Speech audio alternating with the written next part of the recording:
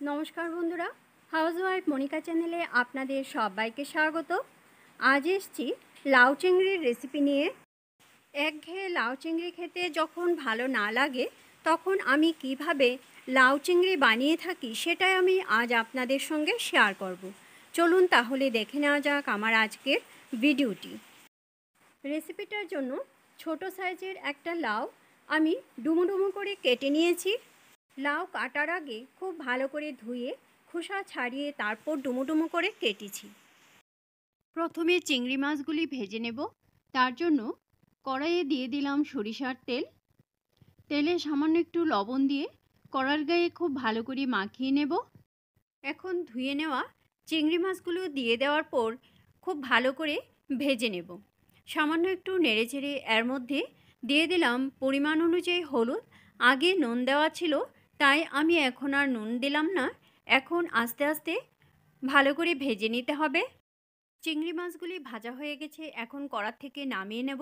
কড়ার থেকে নামিয়ে নেওয়ার পর কড়াইটা ভালো করে পরিষ্কার করে নিয়ে এর মধ্যে আবার দিয়ে দিলাম সরিষার তেল। ফোড়নে দিলাম দুটো শুকনো লঙ্কা, 1/4 চামচ গোটা জিরে।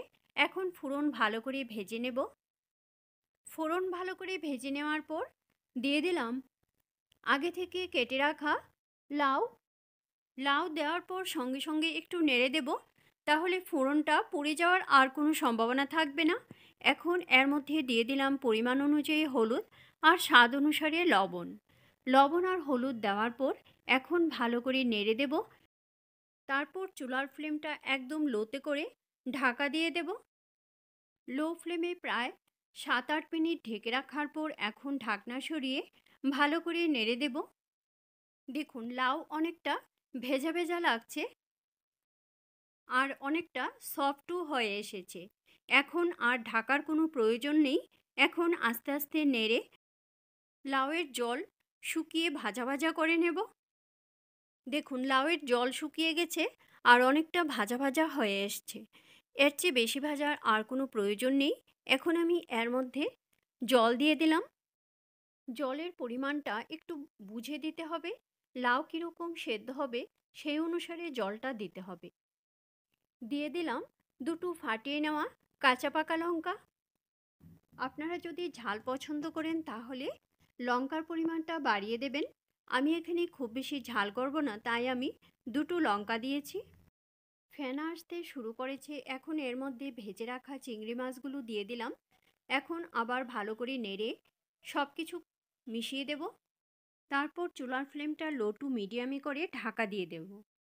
মিনিট 5 সেদ্ধ করে নেওয়ার পর এখন ঢাকনা সরিয়ে ভালো করে নেড়ে দেব আর চেক করে নেব কতটুকু সেদ্ধ হয়েছে। আর একটু সেদ্ধ করতে হবে, তাই চুলার ফ্লেমটা একদম লোতে করে ঢাকা দিয়ে দেব প্রায় মিনিট 3 জন্য। একদম লো ফ্লেমে মিনিট 3 ঢেকে রাখার পর এখন ঢাকনা সরিয়ে চেক করে নেব কতটুকু সেদ্ধ হয়েছে। দেখুন একদম ঠিকঠাকভাবে সেদ্ধ হয়ে গেছে। এর চেয়ে বেশি সেদ্ধ করার আর কোনো প্রয়োজন নেই। এখন চুলার ফ্লেম বন্ধ করে 5 মিনিট স্ট্যান্ডিং টাইমে রেখে তারপর সার্ভ করব। রেসিপিটা ভালো লাগলে অবশ্যই লাইক করবেন আর বন্ধুদের সঙ্গে বেশি করে শেয়ার করবেন। এইভাবে আপনারাও বাড়িতে ট্রাই করবেন, আশা করি আপনাদের কাছেও খুব ভালো লাগবে। আর আমাকে কমেন্ট করে জানাবেন কীরকম লাগলো। আমার চ্যানেলে নতুন দর্শক বন্ধু হয়ে থাকলে চ্যানেলটা সাবস্ক্রাইব করে আমার পাশে থাকবেন আর বেল আইকনটা অবশ্যই প্রেস করে দেবেন, কেননা আমি চ্যানেলে নতুন কোনো রেসিপি দিলে রেসিপিটা আপনাদের কাছে খুব তাড়াতাড়ি পৌঁছে যাবে। আপনাদের যদি কোনো রেসিপি দেখার ইচ্ছে থাকে তাহলে কমেন্ট বক্সে অবশ্যই কমেন্ট করে জানাবেন। আমি সেই রেসিপিটা আপনাদের সঙ্গে শেয়ার করার চেষ্টা করব। আবার আসবো নতুন কোনো রেসিপি নিয়ে। ভালো থাকবেন, সুস্থ থাকবেন। ধন্যবাদ।